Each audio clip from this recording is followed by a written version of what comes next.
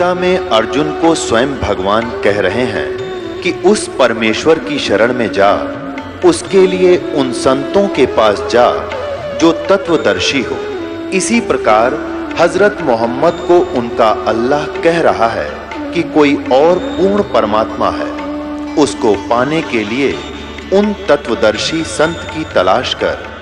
वो प्रभु कौन है, ये जानने के लिए कृपया अवश्य सुनिए जगत गुरु तत्वदर्शी संत रामपाल जी महाराज के अमृत वचन। मुझ ब्रह्म का, माम ब्रह्म, मुझ ब्रह्म का केवल ओम इति एक अक्षरम, ये ओम एक अक्षर है, नथिंग एल्स, और कुछ नहीं।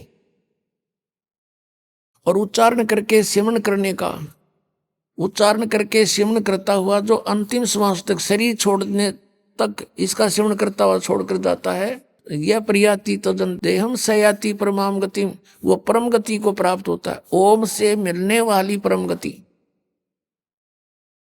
ओम से मिलने वाली श्रेष्ठ गति कौन सी है? ब्रह्मलोक प्राप्ति, क्योंकि ओम ब्रह्म का मंत्र है। गीता जी अध्याय नंबर 7 के श्लोक नंबर 18 में गीता ज्ञानदाता ब्रह्म श्री कृष्ण जी में बोल रहा है। वो कह रहा है कि ये उदार आत्मा है तो अच्छी, लेकिन ये मेरे वाली घटिया गति में ही आश्रित रहे। ओम से मिलने वाली जो सुविधा है, मोक्ष है, जितना कहते यो तो व्यर्थ है, घटिया है, अनुत्तम है। अनुत्तम क्यों है? क्योंकि गीता ज्ञानदाता स्वयं कह रहा है 4 अध्याय के 5वें और 9वें श्लोक में, 2 अध्याय के 12वें श्लोक में, 10वें अध्याय के 2 श्लोक में, अर्जुन तेरे और मेरे बहुत जन्म हो चुके हैं, तू नहीं जानता, मैं जानता हूं। तो इससे सिद्ध है कि जन्म मृत्यु ब्रह्म की भी, और पुजारी भी फिर दुखी, जन्म और मृत्यु जैसा दुख नहीं पृथ्वी पर। इसलिए गीता ज्ञानदाता 18वें अध्याय के 62वें श्लोक में कहता, अर्जुन तू सर्वभाव से उस परमेश्वर की शरण में जा, उसकी कृपा से ही तू परम शांति को और सनातन परम धाम को प्राप्त होगा। अब पुण्यात्माओं, 17वें अध्याय के 23वें श्लोक में गीता जी में स्पष्ट किया है कि उस सच्चिदानंद घन ब्रह्म की पूजा, यानी तत्ब्रह्म, उस परम अक्षर ब्रह्म की साधना का 3 मंत्र का जाप है, उसको प्राप्ति का।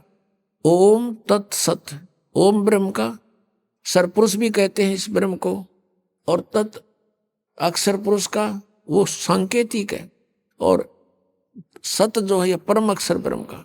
इनकी मजदूरी करनी है।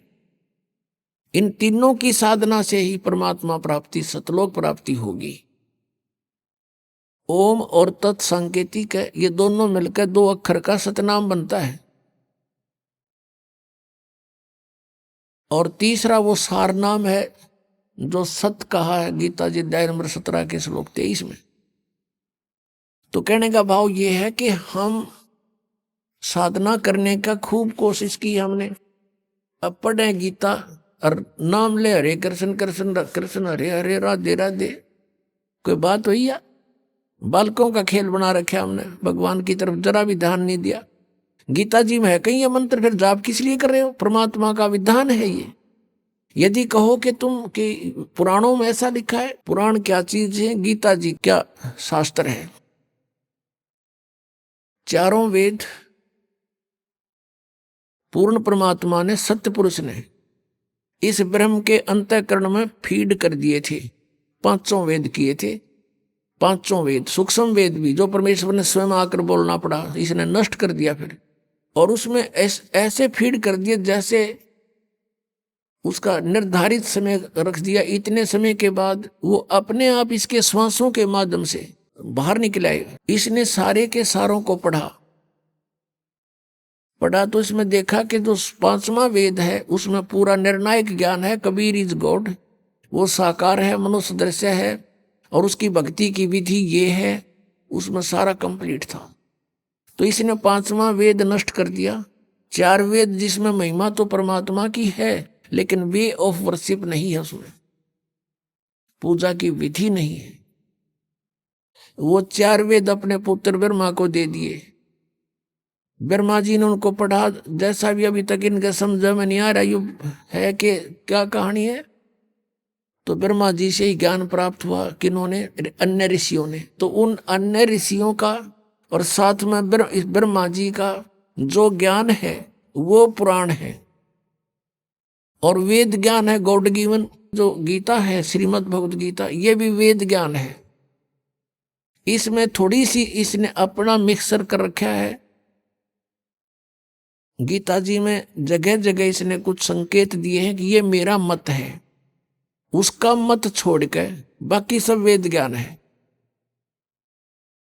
अपनात्मा वेद जो है ये परमात्मा का विधान है, आदेश है, संविधान है। और जो पुराण है उनमें किसी ऋषि या ब्रह्मा विष्णु महेश देवता का आदेश है, उनका अपना अनुभव है। तो हमने वेदों के अतिरिक्त किसी की भी आदेश की पालना नहीं करनी है। यदि हम परमात्मा के विधान के विरुद्ध किसी की आज्ञा का पालन करके साधना करते हैं तो वो शास्त्र विधि को त्याग कर मनमाना आचरण है। पुराण जो है ये हेल्प करते हैं केवल परमात्मा की महिमा को समझने के लिए, लेकिन परमात्मा पाने का केवल गीता जी और वेद ही विधान है। और पांचवा वेद जो परमात्मा ने स्वयं आकर बोला, जो सच्चिदानंद घन ब्रह्म की वाणी कहलाती है, कबीर वाणी, वो उसमें सारे ही ज्ञान है, इंक्लूडिंग चारों वेद और साथ में गीता और पुराण, सभी उनमें इंक्लूड है। एक व्यक्ति था, उसका मित्र एक दरोगा था, SHO। उसने अपने मित्र से कहा कि मेरा जो पड़ोसी है साथ वाले मकान का, वो मुझे बहुत परेशान करता है, किसी तरह बाज नहीं आता है, मैं क्या करूं? अब SHO ने कहा कि मार लठ उसका माप देख लूंगा। पहले ऐसे समय थे। अब उसने अपने मित्र उस दरोगा जी का आदेश पालन करके अपने पड़ोसी से झगड़ा ठान लिया, लट्ठम लट्ठा हो गए, पड़ोसी मर गया। अब वो साथ वाले मकान का व्यक्ति मर गया तो उसको पकड़ कर ले गया वही SHO जो उसका मित्र था, और कोतवाली में दे दिया और उसको सजा होगी, सजाए मौत होगी। अब उसने क्या गलती करी कि राजा का विधान है कि कोई किसी की हत्या करेगा उसको सजाए मौत दी जाएगी। उस व्यक्ति ने एक अधिकारी की आज्ञा का पालन करके और अपने साथी का लठ मार कर मृत्यु कर दी, राजा का विधान तोड़ दिया। अब राजा के विधान अनुसार उसको सजाए मौत होगी, वो अधिकारी कुछ नहीं कर सका। तो पुण्यात्माओं, हमने ऐसे जानना है कि जो वेद और गीता ये परमात्मा का विधान संदेश है, इसमें जो लिखा वही फाइनल है। इसके अतिरिक्त ऋषियों की, देवताओं की जो अपने अनुभव की बातें हैं वो हमने पूजा की विधि में स्वीकार नहीं करनी, क्योंकि वो एक अधिकारी का आदेश हो जाएगा। उसको पालन करने से भगवान का विधान खंड हो जाएगा और हम दोषी अपराधी हो जाएंगे। अब प्रसंग चल रहा है कि आज तक हमें परमात्मा की जानकारी यथार्थ रूप में नहीं हुई। एक शेख फरीद नाम का मुसलमान धर्म में उत्पन्न एक पुण्यकर्मी प्राणी था। पुण्यात्माओं, हम आज से नहीं जन्म मर रहे, असंख्य जन्म हो गए, और इस चतुर्युगी में हम सतयुग से लेकर आज तक जन्मते मरते रहे हैं। और इस कलयुग से पहले हम अलग, ना कोई मुसलमान था, ना हिंदू था, ना सिख था, और ना ही कोई मुसलमान था, ना ईसाई था। सब वैदिक धर्म को मानने वाले होते थे, वेदानुसार ओम नाम का जाप करते थे, और कोई साधना वो सर्व यज्ञ हवन आदि करते थे, 500 यज्ञ किया करते थे। अब हमारे आपस में संस्कार एक दूसरे के मिक्स हैं।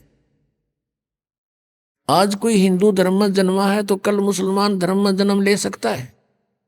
आज कोई मुसलमान धर्म में कट्टर हुआ बैठा, कल मृत्यु होगी, उसके बाद वो हिंदू धर्म के अंदर जन्म ले सकता है। ईसाई के भी ले सकता है, ईसाई भी की मृत्यु के बाद ईसाई भी यहाँ आ सकते हैं हिंदू धर्म में, और सिख धर्म में भी जा सकते हैं। तो कहने का भाव यह है कि हमने अपनी बुद्धि को बहुत ऊपर उठाना पड़ेगा। तब हम इस काल के जाल से निकल पाएंगे। तो पुण्यकर्मी प्राणी शेख फरीद पिछले ही संस्कार प्रबल थे उसके लिए थोड़ा सा कथा सुनाते हैं कि वो शरारती बहुत था, उलाने बहुत लाता था, गांव में जाकर के दूसरे बच्चों के साथ झगड़ा कर देता था, किसी को कुछ छेड़छाड़ कर देता था आपस में बच्चों के साथ, या किसी के घर में घुस के उनका कोई बर्तन बुर्तन उठपटंग कर देता था, उलाने आते थे। उसकी माता बहुत तंग होगी, उसने सोचा अब क्या करूं, इसको कैसे शांत करूं। तब उसने एक दिन सोचा कि इसको कहती हूं कि बेटा तू नमाज कर ले। शेख फरीद की माता ने कहा कि बेटा तू नमाज करा कर। छोटा ही बालक था, 3-4 वर्ष का। कहने लगा क्यों, मैं क्यों करूं नमाज, मुझे क्या मिलेगा। और वो उसका फेवरेट फ्रूट था खजूर, खजूर बहुत खाता था, उसको बड़ा पसंद थे। माँ ने कहा बेटा अल्लाह तुझे खजूर देगा, कि सचमुच डेली प्रतिदिन देगा। वो कहने लगा माँ बता फिर कैसे करते नमाज। न बोली डट जा, कोई समय होता है नमाज करने का, मैं बताऊंगी, इतना बैठ जा। वो इतना बैठा रहा। अब माँ ने सोचा मेरा काम करने का समय है, इसने ला दूं नमाज करने, और तू काम कर लेगी इतनी ना, तो कह रहा पता नहीं क्या उलाने लाओगा। उसने एक कपड़ा बिछाया और कहा बेटा ऐसे मत्था टेक ले और यूं कहता रहे अल्लाह मुझे खजूर दे, अल्लाह मुझे खजूर दे, यही नमाज है। और तो उसके याद क्यों होती बालक के। जब वो काफी देर करता रहा, उसकी मम्मी ने क्या किया, एक पत्ते में खजूर लपेट के, थोड़ा सा खजूर 2 पत्तों में, और उस कपड़ा बिछा रखा था उसके नीचे रखाई। और जब सारा काम कर लिया, जब कहने लगी बेटा आंख खोल दे बाजा, वो उठा, उसने देखा इधर उधर, कहने लगा माँ अल्लाह ने खजूर तो दिया ही नहीं, मैं नहीं करूं आज के बाद बिल्कुल भी। उसकी माँ ने कहा बेटा अल्लाह ऐसे सरेआम थोड़ा ही देता है, वो तो गुप्त देता है बेटा, देख कहीं रख गया होंगे आसन के नीचे। उसने कपड़ा उठाकर देखा तो रखा मिला, खावर कूद खा लिया, वाह दीवा। फिर कहता माँ अब फिर बता कब करनी है वो नमाज। एक दिन क्या हुआ कि माता ऐसे प्रतिदिन उसको बैठा दे, वो ऐसे ही बिल्कुल दर्द होकर 2-2, 3-3 घंटे उठे को नहीं। एक दिन उसकी माता खजूर रखना भूल गई और उसने कह दिया आजा बेटा। वो उठ गया, उठा, जब उसने उठाकर पल्ला देखा, खजूर वेजिटीज रखे जैसे पहले रखती थी उसकी माँ। अब फिर उसकी माँ के भी याद आ गया कि आज तो मेरे से गलती होगी, यू कभी नहीं कराई विसा नालायक से, आज इसको खजूर मिले नहीं। तो उसी समय वो खजूर खाता हुआ आ रहा था। उसकी माँ ने कहा बेटा ये खजूर कहाँ से लाया तू, अल्लाह रोज देता है मुझे। कहने लगी कहाँ था ये खजूर, वहीं जहाँ पहले रखते थी, आज दिखाऊं, एक पत्ता तुम्हें छोड़ के आया हूँ नीचे वाला। अब जाके देखा सचमुच खजूर जो के तू। उसकी माँ तो हैरान रहेगी कि हे परमात्मा बड़ी सुनी ना, तो आज इसके बाद तो कभी नहीं करो नमाज। कहने का भाव ये है कि कहते हैं पिछले तब से होते हैं पूर्ण हंस मुराद, पिछला संस्कारी हंस था, परमात्मा ने आस्था बढ़ानी थी। उसकी माँ का भी फिर लगन बन गई, बस नकली सा काम करया करती। उस दिन के बाद उसकी माँ का भी दृढ़ विश्वास हो गया भगवान है, अल्लाह है कहीं पर। तो कुछ जब वो बड़ा हुआ तो उसने घर त्याग दिया, क्योंकि रुक नहीं सकता वो प्राणी जिसको चाह भगवान की है। अब जो परंपरागत उनकी क्रियाएं थी, मांस खाना, वो उनको पसंद नहीं था उस प्यारी आत्मा को। उसने छोड़ दिया कि ये तो कुछ जची नहीं बात, हिंसा करके भगवान मिला करते हैं कभी। अब वो शेख फरीद पुण्यात्मा परमात्मा की तलाश में कहाँ जाते हैं, संत के पास, के संतों के पास परमात्मा के पाने की विधि होती है। एक फक्कड़ फकीर था, सिद्ध पुरुष था, साधना करता था, सिद्धि में प्रसिद्ध हो रहा था। उसके पास पहुंच गए, उनसे बातें की, उसने अपना जो साधन जाने था वो बता दिया। बेटा कठिन से कठिन तप कर, जितना कष्ट दोगे प्रिय शरीर को उतना ही भगवान निकटाएगा। अब शेखप्रीत तो गए ही भगवान पाने के लिए थे, दिन रात अपने खूब कष्ट करें, जो भी गुरुजी आदेश दें वही पालन करें। अब शेखप्रीत गए हुए थे किस लिए? परमात्मा के लिए, और गुरुजी के आदेश का 100% पालन करते थे। उस आश्रम में उनके पास और भी 5-7 शिष्य रहते थे, और शेखप्रीत के जाने के बाद वो ज्यादा प्रिय लगने लगा, क्योंकि वो हर कार्य को उनकी इच्छा अनुसार करता था। ऐसे बैठा रहता था या खड़ा रहता था जब तक आज्ञा नहीं होती थी। उनके गुरुजी अधिकतर कार्य उसी से सेवा लेते थे। तो अन्य शिष्य ईर्षा करने लगे कि शेखप्रीत तो गुरुजी के हृदय में बस गया और आश्रम इसको देंगे लास्ट में मृत्यु के बाद, और तुम रह गए अब घर छोड़ दिया परमात्मा पाने के लिए, और वहां जाकर फिर ये राग द्वेष और मान बढ़ाई की भूख ज्यों की त्यों, फिर किस लिए डले ढो रहे हो वहां पर? अगर तुमने आश्रम की जरूरत है, भगवान की नहीं रही, मान बढ़ाई की भूख है, तो भक्त नहीं। ये शेखप्रीत में नहीं थी। अब अन्य जो शिष्य थे उन्होंने सोचा इसको गुरुजी की नजरों से गिराते हैं। वो जो सिद्ध पुरुष था, मुसलमान धर्म में फक्कड़ फकीर था, तपस्वी था, वो क्या करा करता? हुक्का पिया करता खाना खाते समय, और शाम के समय विशेषकर हुक्का पीकर तुरंत सो जाता था, सुबह बखत से उठ जाता था। तो आश्रम में प्रत्येक भक्त की एक दिन की सेवा बांट रखी थी कि इस दिन वो सारी सेवा करेगा, इस दिन वो करेगा, इस दिन वो करेगा। जिस दिन शेखप्रीत की सेवा का टर्न आया, उस दिन अन्य सेवकों ने सोचा कि आज इसको गुरुदेव के नजरों से गिराते हैं। वर्षा का मौसम था, लेकिन वर्षा नहीं हो रही थी। शेखप्रीत ने शाम के समय खाना बनाया गुरुजी के लिए, और गुरुजी हुक्के के लिए पहले, गुरुजी के हुक्के के लिए पहले अग्नि तैयार कर देता था।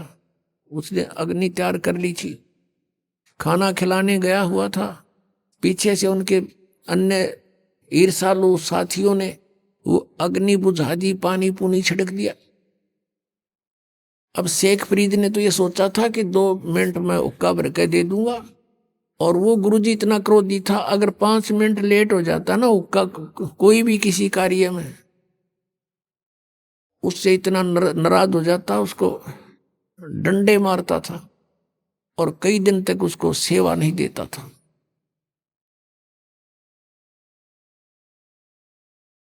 तो अब शेखप्रीत जी गए अपनी मस्ती में कि जाके हुक्का भर दूंगा, जाके देखे आग नहीं है।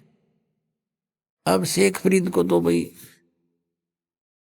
चिंता का विषय हो गया, इधर देखा उधर देखा, अग्नि नहीं बिल्कुल भी। थोड़ी सी दूर पर देखा कि गांव था, नगर था, वहां से 1 किलोमीटर की दूरी पे वहां धुआं उठ रहा था। चलम उठा के भाग लिया पूरी स्पीड पे। वहां जाकर देखा तो एक माई चूल्हे में अग्नि जलाने की चेष्टा कर रही थी, फूंक मार रही थी, और आंखों में पानी गिर रहा था। धुआं वापस आकर उसको परेशान कर रहा था। अब शेखप्रीत दौड़ा दौड़ा गया, माई माई कहाँ, कौन है? हाँ महाराज क्या बात है? कि माई आग दे दो, हुक्का भरना है। वह माई थी नरी निकम्मी, नो बोली आंख फूट जाना जब आग मिला है, आंख फुड़वा ले तू भी अपनी। अब वो बोला आदमी था, साधु संत बोले वाले होते हैं, अकमाई आंख फूटने से अग्नि मिल जाएगी? कहाँ मिल जाएगी? वनो क्या कर फिर फू फू करने लगेगी। अब उसने दे के चिमटा आंख में और बाहर निकाल कर रख दी, ले माई आग दे दे मुझे, ये आंख फोड़ ली मैंने। अब माई ने देखा, उसके तो पाया तलेगी धरती निकलेगी कि तू उस महात्मा का शिष्य है, वो बड़ा सिद्ध पुरुष है, और उसने कुछ वचन बोल दिए तेरा नाश हो जाएगा। उस माई ने सारी अग्नि बाहर काट दी चूल्हे थे, अकले बाबर ले। अब वो फटाफट धर के आकर उस आंख के एक बांध का कपड़ा सा और स्पीड से फिर भाग लिया। उधर से गुरुजी ने आवाज लगाई, रे शेख फरीद, रे फरीद कित मर गया। तीसरी आवाज जब लगाई, जब 2 एकड़ की दूरी से आवाज करी, आ गया गुरुजी, आ गया गुरुजी। गुरुजी ने सोचा भी, पूछा भी क्या बात है, इतनी देर कैसे लगा दी जी? आग, मौसम वर्षा का था, गुरुदेव अग्नि जलाई थी लेकिन आग बुझ गई, गांव से दौड़ के लाया हूं। अच्छा रख दे। अब अग्नि रख दी, तो ओका पीड़ का सोने की तैयारी में था, उसने देखा अंधेरा सा हो गया था। कर आंख का क्या लग गया जी? आप कह रहे थे क्या लगे गुरुदेव, क्या लगे? नुका के बाहर निकल गया। कहा अच्छा भाई। अब सुबह हुआ, माई ने सारी रात काटनी मुश्किल होगी, अब तेरे ऊपर बिजली गिरेगी, वो बताओगा गुरुजी को ऐसे ऐसे, और ये सिद्ध पुरुष है को वचन बोल दिया तेरा नाश होगा। सुबह सुबह जाली बुढ़िया वो माई ले करके उसको आंख को मटके के कापण पर ढक्कन पर रख लेगी और कहा महाराज मेरे से गलती होगी, माफ कर दियो। आपका शेष अग्नि लेने गया था, मैं ऐसे ऐसे धूमे में दुखी हो रही थी और मेरे मुख से निकल गया कि आंख फुटवा ले, आंख फुटते तो अग्नि मिलती है, और आप कैसे से ने आंख निकाल कर रख दी। महाराज मेरे पे गलती होगी, माफ कर दो। माथा टेक कर रोए बुढ़िया माई। अब उस गुरुजी के समझ में नहीं आ रही या कहना के चाह रही है। वो बोला माई मुझे ढंग से बता क्या बात है। कहने लगे जी ऐसे ऐसे बात थी। शेख फरीद को बुलाया, अरे फरीद इधर आ। कहाँ जी? अरे क्या हो गया? आप कह रहते क्या हो गुरुदेव? आपकी दास को आप कह रहते क्या होना था? अरे ये कपड़ा क्यों बांध रखा है? अरे जी ऐसे ही करके बोला खोल दे इसको। उसने कपड़ा खोल दिया तो आंख जो की तो पाई उस फरीद की। अब वह माई देख कर हैरान रहेगी, लेकिन दूसरी आंख से वह कुछ छोटी बन गई। ये यकीन दिलाने के लिए कि सचमुच ये घटना घटी है। अब पुण्य आत्माओं, ऐसे सिद्ध पुरुष और ऐसे करामात दिखा देते हैं तो फिर उसके ऊपर शंका हो किसने? अब ये बातें अब तत्व ज्ञान से आपका समझ में आएंगी कि ऐसा सिद्ध पुरुष था वो तपस्वी होका पाड़ कि क्योंकि पिछले संस्कार थे उन पुण्यकर्मों प्राणियों के, पिछले ही तप से होते हैं पूर्ण हंस मुराद। वर्तमान की सिद्ध साधनाथ कुछ थी नहीं उनकी, दोनों की, ना शेख फरीद की थी ना उस गुरु की थी, पिछले संस्कारों से थी, पिछले जन्म जन्मों के वो विद्यमान होते हैं। तो भी उन्हीं को अंगड़ाई आती है भक्ति की, घर त्याग देते हैं, लेकिन आगे साधना ना होने से वो अपनी बैटरी डिस्चार्ज कर जाते हैं ऐसे सिद्धि दिखाकर। अब सब जगह आसपास चर्चा का विषय हो गया। उस महाराज की वाह वाह होगी कि एक बालक की ऐसे ऐसे आंख भी पूरी कर दी उसने। सारी जनता आसपास की पूजन लायक गिर, वो महात्मा सिद्ध पुरुष और सुप्रीम वो हो गया वहां का संत। अब कुछ दिनों के बाद क्या हुआ कि उसकी मृत्यु होगी। मृत्यु के उपरांत शेख फरीद ने वो आश्रम त्याग दिया। सोचा साधना करनी है, गुरुजी ने कहा कठिन तप करो, भगवान निकटावेगा, उसके दीदार हो जाएगा। शेख फरीद तो परमात्मा पाने के लिए घर से निकला था और भगवान ना मिला तो इस मनुष्य शरीर का हो बनेगा क्या, मैं करूंगा क्या इस मिट्टी का, ये सोचकर गुरुजी के आप बताए अनुसार घोर तप शुरू कर दिया। एक वृक्ष की मोटी टहनी कुएं के ऊपर से गई हुई थी। उसने सोचा बहुत साधना कर ली, वैसे करता हूं, ऊपर रस्सा बांध लिया वृक्ष के और अपने पैरों में बांध लिया दोनों में, और शेष रस्सा नीचे को लटका दिया और उल्टा लटक गया। अब 12 वर्ष तक उसने उल्टा लटक के कई घंटों कुएं में साधना की और 12 वर्ष के अंदर 50 किलो अन्न खाया था शेख फरीद ने। 50 किलो 12 वर्ष में। एक वर्ष में 360 दिन होते हैं और एक दिन में वैसे तो मनुष्य की 1 किलो का आहार बताया है, यदि 10 ग्राम भी हम सोच कर चल रहे हैं तो 1 महीने की भी 10 ग्राम तो होता भी कुछ को ना, 100 ग्राम माने तो भी 1 महीने की ही 36 किलो हो जाती है। अपने आत्माओं, अब 12 वर्ष के अंदर 40 किलो अन्न खाया तो कैसा शरीर होगा उसका? अस्थि पंजर रह गया शेष। वो बाहर आकर के कभी कभी विश्राम करता था, परमात्मा की तरफ में रहता था, और वो ऐसे लेटा हुआ था। कौव्या ने देखा कि ये व्यक्ति मर चुका है, वो उसके ऊपर आकर बैठ गए। शरीर पर कहीं मांस था ही नहीं। उन्हें सोची कौवों ने कि माथे पर बैठ कर इनकी आंख निकाल लेते हैं। तब वो थोड़ा सा मुंह खुला उसका, कहा कि भाई कौवो, मेरे शरीर पर कहीं मांस बचा हो, उस मांस को खा लो, मेरी आंखों को मत छुओ, इसको ना डिस्टर्ब करो, मुझे अल्लाह के दीदार की आशा है, मैंने भगवान देखना है, आंखें आंखें छोड़ दो मेरी, बाकी कहीं तुम्हें कुछ मिले तो खा लो। ये मुसलमान थे, और जो मांस खाएं, बकरे काटें, गऊ काटें, ये परमात्मा पालेंगे? तो वो इतना दयालु कहता कौवों को कि मेरे मांस खा लो कहीं मिल जावे तो, पर मेरी आंख मत छेड़ो, आंखें मत डिस्टर्ब करो, मुझे अल्लाह के दीदार की आशा है। अब उसने सोचा कि अगर बाहर रहूंगा तो कौवे खा जाएंगे, आंखों को भी फोड़ देंगे, भगवान मिला नहीं। उल्टा ही लटक गया। धीरे धीरे सर्क के रस्सों के साथ में अभ्यास हो रहा था, और फूट फूट कर रोने लग गया कि अल्लाह का दर्शन हुआ नहीं, और अब शरीर रहा नहीं, अब खत्म, प्राण जाने वाले। फूट फूट कर रोने लगा। अब क्या किया? परमात्मा कहते हैं, गोता मारू स्वर्ग में और जा बैठूं पाताल, कह कबीर ढूंढता फिरूं अपने हीरे मोती लाल। ये इस तरह के साधक पिछले जन्म जन्मांतरों में कभी परमात्मा के परमहंस रहे हैं इस धरती पृथ्वी पर, लेकिन बीच में फिसल जाते हैं।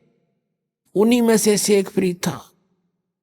अब परमात्मा पहुंच गए वहां पर, उस कुएं पर खड़े हो गए और उसके रस्से को पकड़कर खींचने लगे, क्योंकि पहले कुएं बहुत गहरे होते थे, रस्से लंबे लंबे होते थे।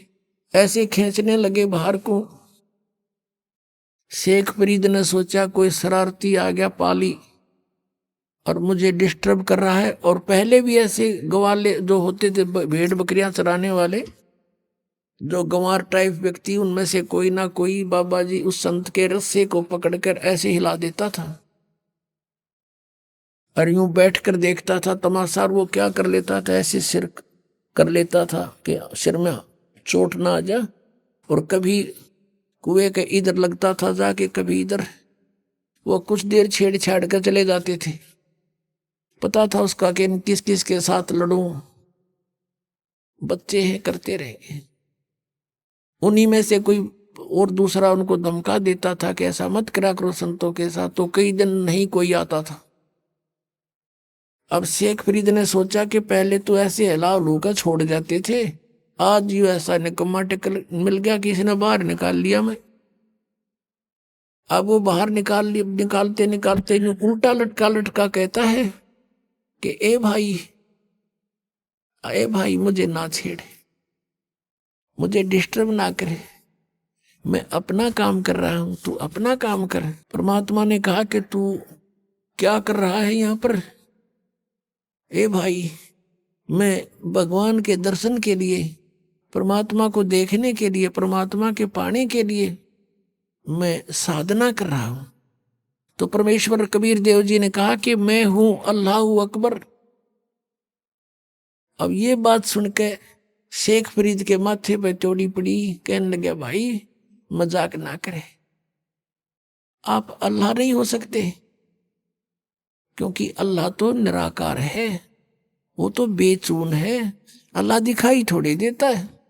परमात्मा कहने लगा भले आदमी, फिर तू डले ढो इसमें। तू क्या कर रहा है? एक तरफ तो कहता मैं परमात्मा के दीदार के लिए प्रयत्न कर रहा हूं और परमात्मा निराकार बतावे तू, फिर क्यों डले ढो रहा है इसमें? क्या क्या फायदा तेरा इसमें ये साधना करने का? जब वो निराकार है क्या देखेगा उसका दीदार, क्या करेगा? अब क्या करे ना, गाम कर ज्ञान का तो चमका ऐसा लग गया करे, एकदम उसकी बुद्धि सेट होगी, मालिक खड़े सामने, उसको ये समझ में आ गई शेख फरीद के कि भाई अगर ये परमात्मा तो नहीं हो सकता, लेकिन परमात्मा का बाखबर जरूर है, यानी तत्वदर्शी संत अवश्य है। उसने चरण पकड़ दिए न्यू के न्यू, उल्टा लटके लटके पैर पकड़ दिए कि महाराज मुझे भगवान का ज्ञान बता दे, मुझे अल्लाह की आवश्यकता है, अल्लाह के दर्शन करूंगा। परमात्मा ने कहा तुम फिर वही बात कर, अल्लाह के दर्शन करूंगा, तुम्हारा अल्लाह बेचून निराकार बताओ, तुम दर्शन क्या खाक करेगा तू? अगर दर्शन करेगा तो अल्लाह साकार हुआ। अब वो कहता हाँ बिल्कुल ठीक है, नहीं तो दीदार शब्द आना नहीं चाहिए तुम्हारे मुख पर। तो वो कहने लगा जैसा भी है मुझे रास्ता बता दो, मैं भटक चुका हूं, मेरा अंत आने वाला है और परमात्मा मुझे मिला नहीं। अब परमात्मा ने क्या कहा कि बच्चा इस देही शरीर के साथ तेरी के शत्रुता है, कभी खत्म कर लिया है तो बहुत महंगे, बहुत कॉस्टली है, इस तरह परमात्मा नहीं मिलता। परमात्मा पाने का एक मंत्र है, जाप है, और भूखा रहते भगवान मिले नहीं, गना खाने से भगवान मिले नहीं, इतना भी नहीं खाना चाहिए कि अंगड़ाई टूटर जो माइया दड़ी पक्का खा ले, और इतना कम भी नहीं खाना चाहिए कि कमर टेढ़ी हो जा के भक्ति करोगे। प्रथम अंजल संयम राखे, योग युगत सब सतगुरु भाखे, खाने पीने पर संयम बरते, हिसाब का खावे, इतना खावा जो घना नींद भी ना आवे और भूखा भी ना रहे और शरीर में फुर्ती सपूर्ति बनी रहे।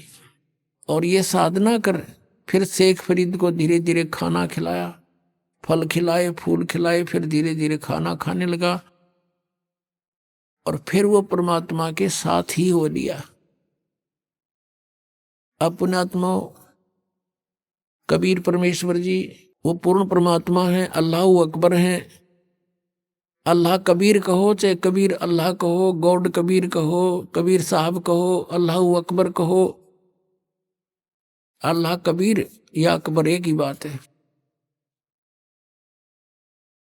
ऐसे अपनी प्यारी आत्माओं को फिर से सतमार्ग पर लगाते हैं, उनकी बैटरी चार्ज करते हैं। अब पुण्यात्माओं कैसा है भगवान और कौन है परमात्मा? पहले तो हम अपने सदग्रंथों से पहचानेंगे कि कैसा है भगवान।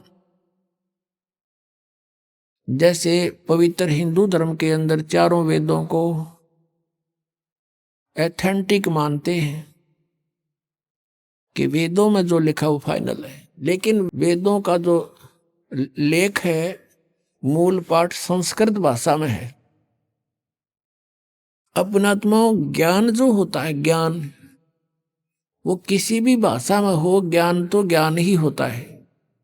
जैसे हम अपनी चाहे हरियाणवी भाषा में बोल के वो बात बता दें और चाहे जिस भाषा को कोई समझता हो उसमें बोलकर बता दें, वो ज्ञान श्रेष्ठ हो,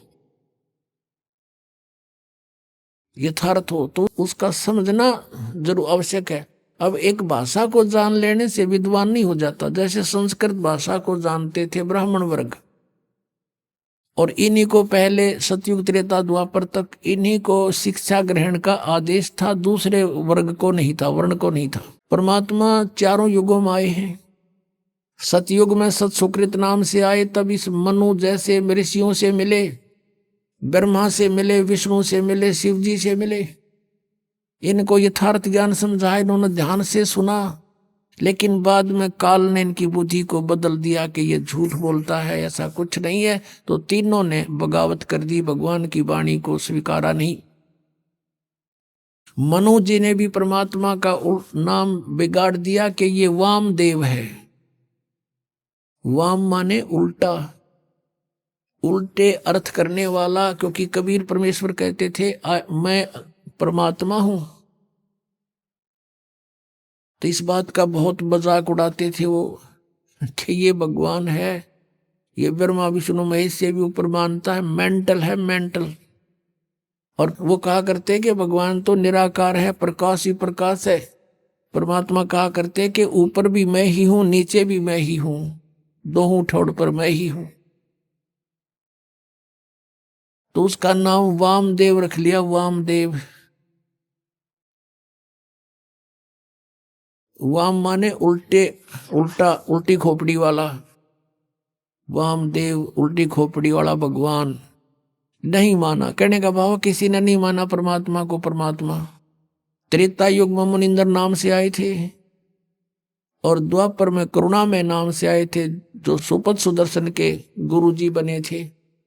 और त्रेता युग में आए थे जब मंदोदरी और नल नील और लंका के अंदर जो एक चंद्र विजय भाट था, उसके 16 सदस्यों ने नाम लिया था।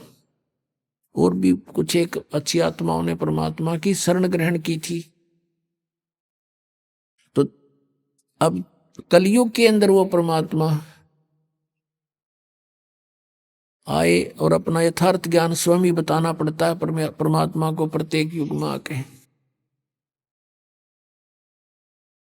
तो अब जो परमेश्वर आए थे 600 वर्ष पहले बनारस में, उस समय भी परमेश्वर यही कहा करते थे कि तुम जिन भगवानों की पूजा करते हो, इनकी पूजा का विधान वेदों में नहीं है।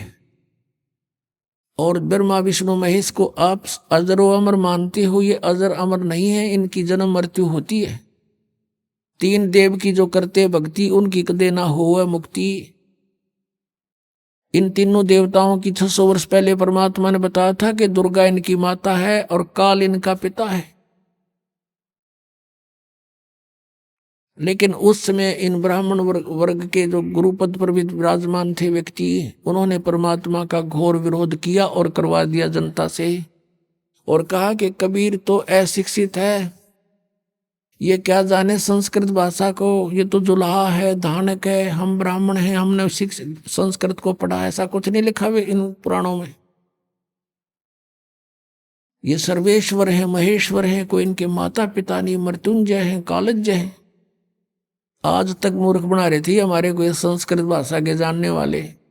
और परमात्मा ने 600 वर्ष पहले लिखा था कि इनकी जन्म मृत्यु होती है, इनके माता पिता हैं।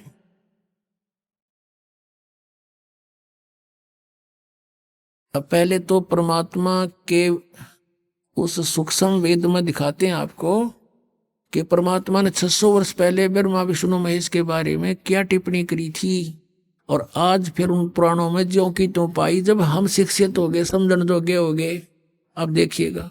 अब ये है कबीर सागर। अब कितना मोटा ग्रंथ है, अब देखना इसको, इसके अंदर दिखाते हैं आपको। अब ये है कबीर सागर। अब कितना मोटा ग्रंथ है, अब देखना इसको, इसके अंदर दिखाते हैं आपको। ये है कबीर सागर, संपूर्ण 11 भाग, खेमराज श्री कृष्ण दास प्रकाशन बंबई, यहां से ये प्रकाशित है। और इसका यहां लिखा है सत कबीर सागर, ज्ञान सागर प्रथम खंड, कबीर पंथी भारत पथिक, स्वामी युगलानंद बिहारी द्वारा प्रस्कृत। मुद्रक प्रकाशक हैं खेमराज श्री कृष्ण दास, अध्यक्ष श्री वेंकटेश्वर प्रेस, खेमराज श्री कृष्ण दास मार्ग मुंबई। ये ज्ञान बोध और बोध सागर, ये चैप्टर अध्याय है इसमें कबीर सागर में। ये सूक्ष्म वेद है और इसके 21 पृष्ठ पे है। यहां देखिएगा, धर्मदास ये जग बोरा न, कोई न जाने पद निर्वाणा, यही कारण मैं कथा पसारा, जग से कहिए राम नियारा। ये नाम गलत लिखा, मिसप्रिंट है। यही ज्ञान जग जीव सुनावो, सब जीवों का भरम नसावो। अब मैं तुमसे कहूँ चिताई, ही तेरे देवन की उत्पत्ति भाई। तेरे तीनों भगवानों का जन्म बताता हूँ, जन्म पोथी, जन्म पत्री, इनकी जन्म तिथि। कुछ संक्षेप कहूँ गहुराई, सब संशय तुमरे मिट जाई। भरम गए जग वेद पुराना, आदि राम का वेद न जाना। आदि राम है ये, राम राम सब जगत बखाने, आदि राम कोई बिरला जाने। सब राम राम अल्लाह अल्लाह कर रहे हैं, गॉड गॉड। आदि राम यानी सनातन परमात्मा को कोई नहीं जानता। ये राम है, नाम नहीं, सब गलत स्प्रिंट है ये। ज्ञानी सुने सो हृदय लगाई, मूर्ख सुने तो गम ना पाई। अब ब्रह्मा विष्णु महेश के तीनों देवताओं के माता पिता बताता हूँ। माँ अष्टंगी पिता निरंजन, ये जमदारुण वंशन अंजन। पहले कीन निरंजन राई, पीछे से माया उपजाई। माया रूप देख अति शोभा, देव निरंजन तन मन लोभा। काम देव धर्मराय सताए, देवी को तुरंत दर खाए। पेट से देवी करी पुकारी, हे साहेब में मोह करो उबारी। टेर सुनी सतगुरु तय आए, अष्टंगी के बंध छुड़वाए। धर्मराय को हिकमत कीना, नख रेखा से भग कर लीना। धर्मराय करे भोग विलासा, माया को रही तब आशा। ये धर्मराय काल को भी कहते हैं। ये काल ज्योत स्वरूपी निरंजन काल या ब्रह्म कहो, ये दुर्गा का पति है। और ब्रह्मा विष्णु महेश इन दोनों के संयोग से उत्पन्न हुए परमात्मा बता रहे हैं। तीन पुत्र अष्टंगी जाए, ब्रह्मा विष्णु शिव नाम धराए। होय होय। तीन देव विस्तार चलावे, इनमें यो जग धोखा खावे।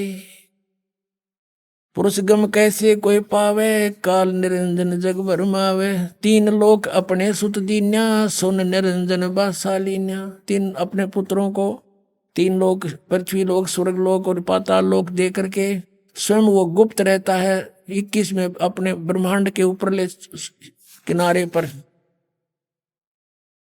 अलख निरंजन सुन ठिकाना, सुन यानी ऊपर वो कम प्लेस में या अलग स्थान बनाकर रहता है। और ब्रह्मा विष्णु शिव भेद न जाना। अलख निरंजन सुन ठिकाना, ब्रह्मा विष्णु शिव भेद न जाना। तीन देव सो उसको धावे, निरंजन का वे पार न पावे। अभी तक ब्रह्म की प्राप्ति ब्रह्मा विष्णु महेश को नहीं होली। अलख निरंजन बड़ बटपारा, तीन लोक जीव कीन आहारा। तीनों लोकों के जीवों को खाता है ये, बड़ा ठग है। बटपारा मान छली व्यक्ति है ये। ब्रह्मा विष्णु शिव नहीं बचाए, सकल खाए पुन दूर उड़ाए। कहते ब्रह्मा विष्णु महेश अपने पुत्रों को भी खाओगा ये आखिर में। तिनके सुत हैं तीनों देवा, आंध्र जीव करते हैं सेवा। तीन के पुत्र हैं, तीन यानी इनके ब्रह्मा विष्णु महेश जो हैं काल और दुर्गा के पुत्र हैं। और ये अंधर जीव, अंधे जीव इन ब्रह्मा विष्णु महेश की पूजा करते हैं। अंधे माने ज्ञानहीन। अकाल पुरुष काहू नहीं चीन्या, काल पाए सभी गए लीन्या। कहते तीन देव और असुर अवतारा, ताको बजे सकल संसारा। तीनों गुण का ये विस्तारा, धर्मदास मैं कहूँ पुकारा। गुण तीनों की भक्ति में ये भूल पड़ो संसार, कह कबीर निज नाम बिना कैसे उतरो पार। तीन देव की करते भक्ति, उनकी कदे ना हो वह मुक्ति। कबीर परमात्मा जी 600 वर्ष पहले कहा करते थे ये ज्ञान। और इन संस्कृत भाषा के जानने वालों ने कहा था कि कबीर जी तो अनपढ़ हैं, अशिक्षित हैं, ये संस्कृत भाषा को कैसे समझ सकते, ये झूठा है, कपटी है, झूठ बोलता है। ऐसा घोर विरोध करा दिया परमात्मा का। वो सितम ढाए परमात्मा के ऊपर। उनका इतिहास सुनाएंगे आने वाले समय में, जब भी ये कई दिन का सत्संग करेंगे अगले, क्योंकि 3 दिन का सत्संग, 3 का भी 2.5 दिन का समझ लो ये तो। इसमें तो परमात्मा की भूमिका बनती है। इसलिए 17 से 21 अभी फरवरी का 5 दिन का सत्संग होगा। उसमें और विशेष डिटेल बताई जाएगी। तो अब सिंपल सा आपको बताते हैं कि क्या हुआ कि परमात्मा 600 वर्ष पहले आकर ये कह के गए थे कि ब्रह्मा विष्णु महेश के ये माता पिता हैं, इनकी जन्म मृत्यु होती है, ये अजरमर नहीं है, ये नासवान है, ये पूजा के, इनकी पूजा से मोक्ष नहीं। इनकी जब आप जन्म मृत्यु तो मैं मोक्ष कैसे देंगे? हमें मोक्ष चाहिए गीता जी वाला। गीता जी अध्याय नंबर 15 के श्लोक नंबर 1 से 4 में कहा कि तत्वदर्शी संत की ऊपर लटके हुए ऊपर को जड़, नीचे को तीनों गुण रूपी शाखा वाला उल्टा लटका हुआ संसार रूपी वृक्ष है, ऊपर को जड़ तो पूर्ण परमात्मा है और ब्रह्मा विष्णु महेश रूपी इसकी शाखाएं हैं। और तत्वदर्शी संत वो होगा जो इसके सभी भाग बता देता है। उसके पश्चात परमेश्वर के उस परम पद की खोज करनी चाहिए जहां जाने के बाद साधक फिर लौट कर कभी नहीं आते। गीता जी अध्याय नंबर 15 के श्लोक 4 में कहा है। और जिस परमेश्वर ने सब ब्रह्मांडों की रचना की है उसी की भक्ति करो, अन्य की नहीं। अध्याय नंबर 18 के श्लोक नंबर 62 में कहा कि अर्जुन तू सर्वभाव से उस परमेश्वर की शरण में जा, उसकी कृपा से तू परम शांति को और सनातन परम धाम को प्राप्त होगा। अपने आत्माओं, अब ब्रह्मा विष्णु महेश ही नासवान और ब्रह्म गीता ज्ञानदाता ये ब्रह्म है। ये चौथे अध्याय के 5वें 9वें श्लोक में, दूसरे अध्याय के 12वें श्लोक में, 10वें अध्याय के दूसरे श्लोक में कहता है कि तेरे और मेरे बहुत जन्म हो चुके हैं अर्जुन, तू नहीं जानता मैं जानता हूं। तो ये ब्रह्म भी नासवान। और कबीर परमात्मा कहते हैं ठहर पकड़ ठहर रहिए। अब जैसे आपने किसी टहनी को पकड़ कर ऊपर उठना चाहा हुआ नीचे आके टेकेगी तो उसके साथ ऊपर कैसे जाओगे? अब आपको दिखाते हैं श्री शिव पुराण के अंदर कि ब्रह्मा और विष्णु और शिव जी के कौन है माता पिता।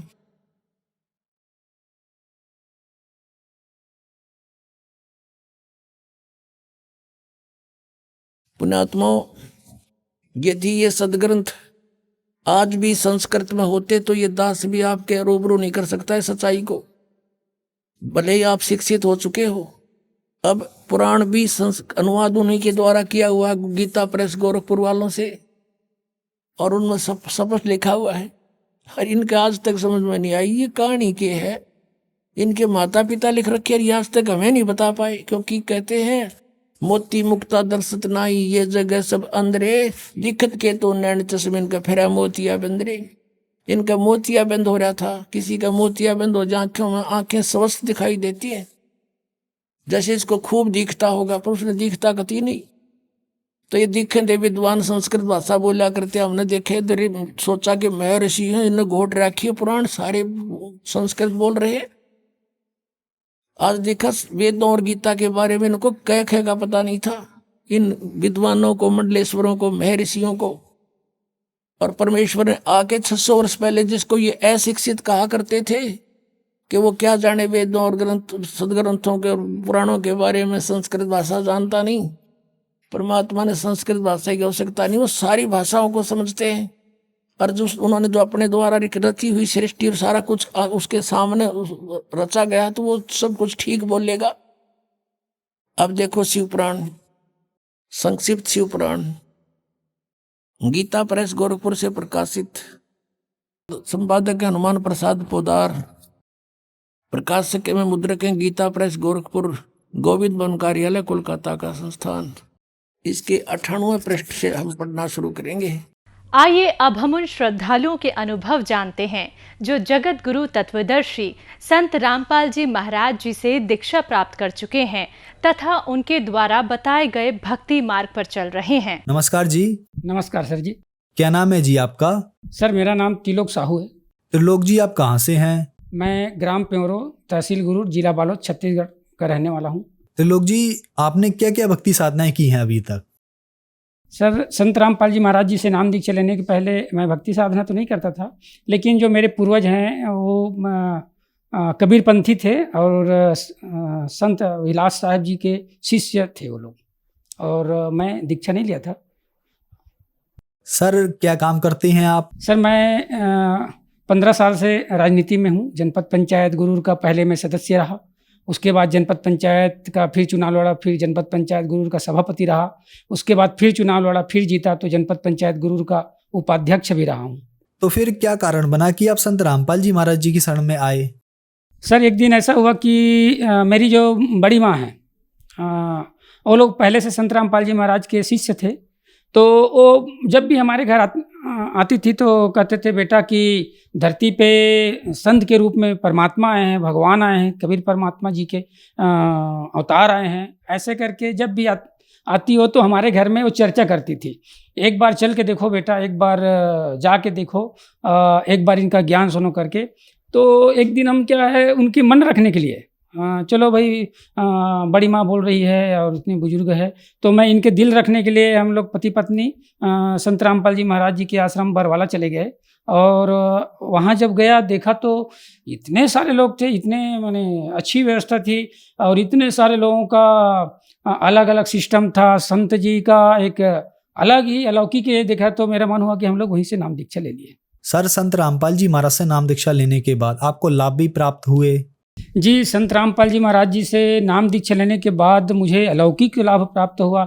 उससे पहले क्या है, मैं राजनीति में था, 15 साल की जीवन राजनीति में बिताया। तो मैंने व्यावसायिक ढंग से पहले मैंने वेल्डिंग की दुकान खोला, वो भी लॉस में चला गया। उसके बाद मैंने पिकअप लिया, पिकअप चलेगा तो घर में आय का स्रोत बना रहेगा करके फिर कुछ दिन पिकअप चला, वो भी पिकअप जो है बिक गया।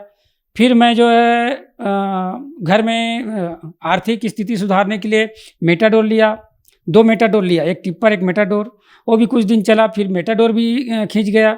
तो ऐसे करके मैं कर्जे में लगते गया। उसके बाद क्या मैं लोन लेके गौशाला भी खोला, गौशाला में भी मुझे बहुत हानि हुआ। तो मैंने सोचा कि मैं इतना मेहनत करता हूँ फिर भी मुझे लॉस होता है, कारण क्या है करके फिर संत रामपाल जी महाराज जी से दीक्षा लेने के बाद उसका जो मंत्र जाप करने से, उसकी जो दीक्षा है उसको शास्त्र के अनुसार भक्ति करने से मुझे लाभ प्रारंभ हुआ। और लाभ प्रारंभ ऐसे हुआ कि भक्ति करने के बाद मेरा जो बड़ा वाला लड़का है आज वो न्यायालय में सर्विस भी करता है, 2 रोटी परमात्मा बढ़िया से दे रहा है। और मुझे सबसे ज़्यादा लाभ ये हुआ कि मुझे एक मोक्ष मार्ग मिला। मैं अभी तक यही समझता था कि जो हम लोग जो कर रहे हैं जनता सेवा, जो राजनीति में हम लोग कर रहे थे, वही उसी को बड़ा समझता था। लेकिन संत रामपाल जी महाराज जी के ज्ञान समझने के बाद, सत्संग सुनने के बाद, उनकी किताबें पढ़ने के बाद ये मुझे ज्ञान हुआ कि अभी जो चीज़ हमको करना है वो तो हमने स्टार्ट भी नहीं किया है। संत रामपाल जी महाराज जो है सत्संग में बताते हैं कि मनुष्य जीवन 84 लाख योनियों के बाद मिलता है और उसके बाद दूसरी योनि में जाना पड़ता है। तो ये बार बार ये जो बातें मुझे पिंच करता था, दिमाग में आता था, तो उनका लगातार हमने सत्संग चालू किया, सुनना चालू किया। आज जो है उनके सत्संग सुनने के बाद हमें यथार्थ ज्ञान हुआ है। और ऐसा संत मैं सोच के कभी मेरा रोना भी आता है सोचने के बाद कि हम लोग कहाँ पड़े हुए थे और उसको हम लोगों को संत रामपाल जी महाराज ने एक यथार्थ चीज़ बता दिया। किताबें खोल खोल के दिखा रहा है, हमारे पवित्र गीता को दिखा रहा है, हमारे पवित्र चारों वेद को दिखा रहा है, उंगली रख के बता रहे हैं। आज पूरा पढ़ा लिखा इंसान है, पढ़ा लिखा समाज है। संत रामपाल जी महाराज जी ने एक ऐसा समाज का निर्माण कर दिया कि नशा मुक्त समाज और सब भाई बहन प्रेम से रह रहे हैं, ईर्ष्या द्वेष राग से दूर हैं, ऐसा समाज का निर्माण कर दिया। ऐसे सोच के मुझे ऐसा लगता है कि निश्चित ही सतयुग जैसा माहौल आ रहा है। ऐसा लगता है लोगों के बीच में बैठने से संत रामपाल जी महाराज सचमुच में धरती पे स्वर्ग लाए, ऐसा एक आभास हो रहा है। और हमारे जो कितने भी सरकारें आई है नशा को दूर करने के लिए, नशा को मिटाने के लिए कितने भी योजना बनाए, लाखों करोड़ रुपया खर्च किया, फिर भी नशा समाज से दूर नहीं हुआ। नशा और समाज को नशा की ओर समाज जाते रहे। लेकिन संत रामपाल जी महाराज ने ऐसा भक्ति विधि दिया है, ऐसा एक ऐसा मुहिम चलाया संत रामपाल जी महाराज ने कि आज पूरा जो है संत रामपाल जी के जो शिष्य हैं वो नशा से कोसों दूर है, नशा करने वालों से दूर है। और नशा करना तो दूर, नशा करने वाले को नशा करने में सहयोग भी नहीं देते हैं। ऐसा अलौकिक संत का मैं शिष्य हूँ, मुझे गर्व भी होता है। सर जी, सर क्या आप नशा भी करते थे? जी सर, मैं बहुत नशा करता था। मैं जनता से छुप के नशा करता था, इसलिए चूँकि जो मेरा जो व्यापार है उसमें नुकसान होता था, तो मैं शाम को 3-4 बजे से नशा में डूब जाता था गम भुलाने के लिए। ऐसा करके मैंने मेरे दोस्तों से साथ में और बहुत सारे लोगों के साथ में बैठ के हम लोग जो है रात में नशा करते थे। मैं तंबाकू भी खाता था, दिन में 20-25 ठो पान भी खा लेता था और शराब का भी सेवन करता था जनता से छुप के। चूँकि जनता का प्रतिनिधि हूँ तो जनता देखे मत करके हम ये सब नशा जो है रात में करता था। लेकिन बंदी छोड़ सदगुरु रामपाल जी महाराज की ऐसी दया हुआ कि नशा के कारण हमारे घर में विवाद भी होता था, पत्नी से विवाद होता था, बच्चों से भी मैं डरने लगा था। लेकिन संत रामपाल जी महाराज जी से दीक्षा लेने के बाद मैं नशा तो दूर, जो बीच में नशा भी करता है उनके साथ में बैठने की इच्छा नहीं होता है। और बहुत बढ़िया लाभ मिला है सर जी संत रामपाल जी महाराज जी से नाम दीक्षा लेने के बाद। सबसे पहला लाभ तो मुझे ये हुआ कि मोक्ष मार्ग क्या है वो ज्ञान हुआ। बहुत ही दलदल में फंसा हुआ था, मुझे उस कीचड़ से निकाला, राजनीति रूपी दलदल से निकाला। ये बहुत बड़ी लाभ मुझे परमात्मा बंदी छोड़ सदगुरु रामपाल जी महाराज ने दिया है। और साथ ही साथ आज मेरा परिवार स्वर्ग की तरह हम लोग रहते हैं, मेरा परिवार सुखी है। 2 वक्त की रोटी बंदी छोड़ संत रामपाल जी महाराज की दया से हमको मिल रहा है। और आज हमारा 4-5 एकड़ का फार्म हाउस है, वहाँ हम लोग सब लोग रहते हैं। सर, संत रामपाल जी महाराज से नाम दीक्षा लेने के बाद आपको बहुत सारे लाभ प्राप्त हुए। आपने बताया कि आप कर्जे में डूब गए थे और जो काम आप चलाते थे वो सफल नहीं हो पाता था। संत रामपाल जी महाराज से नाम दीक्षा लेने के बाद आप सब लोग सुखी हैं और आपका एक फार्म हाउस भी है, ये बहुत बड़ी बात है। लेकिन संत रामपाल जी महाराज जी के बारे में कहा जाता है कि संत रामपाल जी महाराज से जो भी श्रद्धालु जुड़ते हैं वह अंधश्रद्धा के तहत जुड़ते हैं। ये बातें कहाँ तक ठीक हैं सर? हाँ बिल्कुल सर जी, संत रामपाल जी महाराज जी से जो भी जुड़ते हैं वो अंधश्रद्धा भक्ति के तहत नहीं जुड़ते हैं। जिनको जानकारी नहीं है, पहले मैं भी यही सोचता था, लेकिन जब संत रामपाल जी महाराज जी के सत्संग सुनेंगे, उनके किताबें पढ़ेंगे तो पता चलता है कि संत रामपाल जी महाराज जी के साथ में पढ़े लिखे लोग जुड़ रहे हैं, IAS IPS लोग जुड़ रहे हैं, टीचर लोग जुड़ रहे हैं, जो पढ़ा लिखा समाज है वो जुड़ रहा है। इसलिए चूंकि संत रामपाल जी महाराज अपने मर्जी से कुछ नहीं बताते, अपने मर्जी से एक भी शब्द उन्होंने नहीं बताता है। जो भी बताता है संत रामपाल जी महाराज हमारे शास्त्रों से, हमारे वेदों से, हमारे पुराणों से उंगली रख रख के बता रहे हैं कि देखो बच्चों, यहाँ पर ये लिखा है, यहाँ पर ये लिखा है। और अभी तक हम लोग जो भी साधना कर रहे थे वो मनमाना आचरण था, गलत साधना था, जिससे हमको होने वाला है ऐसा साधना हम लोग कर पा रहे हैं। संकट में घिरे हुए हैं और कर्ज में दबे हुए हैं और इसी नशे में डूबे हुए हैं। गलत साधना करने से ये पूरा समाज जो है गलत दिशा में जा रहा है, उसको जगा रहा है, उसको बता रहा है, उंगली रख रख के बता रहा है कि अभी भी समय है, पढ़ा लिखा समाज है। आप जो है जानो, हमारे वेद को जानो, हमारे गीता को जानो, पवित्र बाइबल और कुरान को जानो और उसके हिसाब से भक्ति करो। निश्चित आपको सुख मिलेगा, शांति मिलेगा, परिवार में सुख समृद्धि आएगा। ऐसा सदगुरु संत रामपाल जी महाराज जी बता रहे हैं। और पढ़ा लिखा समाज है सर जी, किसी को भड़काने की, बरगलाने की जरूरत नहीं है। पढ़ा लिखा समाज है। मैं सब वो अपना जो किताबें हैं, अपना गीता है, अपना वेद है, अपना बाइबल है, कुरान है, 18 पुराण है, सबको मिला सकता है संत रामपाल जी के जो बताए हुए ज्ञान में मिला करके खुद वो अपना जांच कर सकते हैं। सर, संत रामपाल जी महाराज से नाम दीक्षा कैसे ली जा सकती है? सर जी, संत रामपाल जी महाराज की इतनी दया हुई है आज मानव जाति पर कि आज पूरे भारत में बहुत सारे नाम दीक्षा केंद्र हैं। और संत रामपाल जी महाराज की दया से टीवी पर सत्संग आता है 7:30 से 8:30 बजे तक। उसके नीचे में जो पीली पट्टियां चलती है उसमें कैसे दीक्षा लेना है उसका फ़ोन नंबर उस पर चलते रहता है। उस फ़ोन नंबर पर आप नोट करके उसमें कांटेक्ट करके आप पता करके अपनी नज़दीकी नामदान केंद्र का आप पता कर सकते हैं और संत रामपाल जी महाराज जी से आप नाम दीक्षा ले सकते हैं। धन्यवाद सर। सत साहेब जी।